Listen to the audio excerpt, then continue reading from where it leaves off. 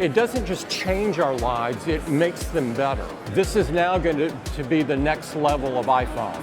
I'm Sean Keach, Head of Technology and Science at the Sun and the US Sun, and I'm here at London's Apple Regent Street store to talk to Apple CEO Tim Cook about Apple Intelligence. All of the new artificial intelligence features on the iPhone. It's out today. We're going to take a look. Okay, so we're here today to talk about Apple Intelligence. A lot of people won't really know what it is. It's been out a little bit in the US, it's out in the UK now. So can you give a brief overview of what Apple Intelligence is and what it means for regular people's iPhones? Yeah, it means that generative AI is coming to your iPhone, your iPad, and the Mac. And it's going to be in all of the apps that you use every day, like Mail and Messages and Notes. And so it's deeply integrated, and you will experience it, and it will make a profound difference in your life. And so it will profoundly change how you use your iPhone. It's incredibly exciting for us, and I hope for our users. It's quite interesting.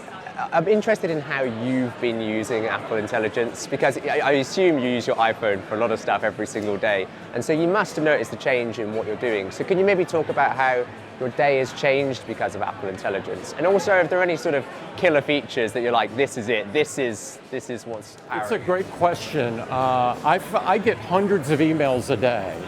And so one of the things I use it for in a significant way is to summarize my emails. And so with one click, you can take a very long email and summarize it into something that you can move through fairly quickly. You can also, if you're replying to people in Messages, as an example, it will suggest smart replies. And you'll be amazed at how useful these are. It's not 100%, but it's really, really good. And it will change how you do things. You can also do fun things like Genmoji, an image playground, where you create your own emoji. It's fantastic. And of course, there's the integration with ChatGPT to gain world knowledge as well. You can take a photo, and if there's a third person in the photo that you prefer not to be there, you can clean up the photo and remove the person. And so there's all of these tools that adds up to a significant change in the iPhone and the Mac and the iPad. So what do you think is going to be the most powerful sell? Because a lot of people will have iPhones already and they'll be happy with it, the camera's fine, the processor's great, but what's going to be the sell for someone who's not sure about whether it's worth upgrading? What's going to compel them? This is what Apple Intelligence is for. I think it's going to be different for everybody. If you're like me and you get a lot of things to read, summarization is super cool. If you want to express yourself in a dynamic way, then a Genmoji is really cool, or Image Playground. If you want to access world knowledge, then this clever integration with ChatGPT allows you to do that.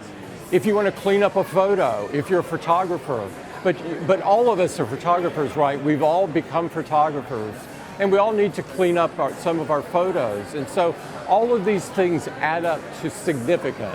I think that people are going to find, sort of like they did when we brought apps to iPhone. It wasn't a matter of your favorite app, it was all of the apps that you use throughout the day.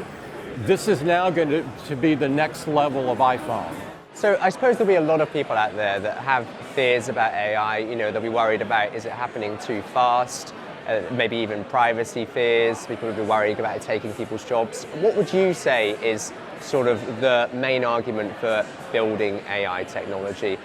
Why is it a net good for humanity? Because I assume you would think that it is a net good for humanity. Yeah, the reason I'm excited about it is because it improves our lives. It doesn't just change our lives, it makes them better. And so we've always viewed technology as being something that should better humanity, not that subtract. And so things like the watch, we've had AI powering the watch forever. And so if you have AFib, AI determines that on the watch and sends you a notification. If you have a high heart rate, a low heart rate, if you run the ECG, you're using AI. And so all of these things that people didn't know were AI have been building for a long time, and now we have generative AI that will take this to the next level. But what we're going to do is we're going to do it thoughtfully and deliberately. And so we're going to make sure the things that we put out there better humanity, not subtract from it. And I've got to ask, I'm interested, a lot of Sun readers will be interested. Genmoji, which lets you create your own custom emoji. What is Tim Cook's favorite Genmoji? What are you making? I'll tell you one that I just created. I love the Christmas decorations in London. I feel so much in the Christmas spirit coming here. The city is decorated like no other. And so I created a Big Ben Christmas. And try it out. It's terrific, the suggestions that you get. I'm going to do it. It sounds great. Thank you for speaking to us. It was really nice to see you. Thank you. It's wonderful to see you again.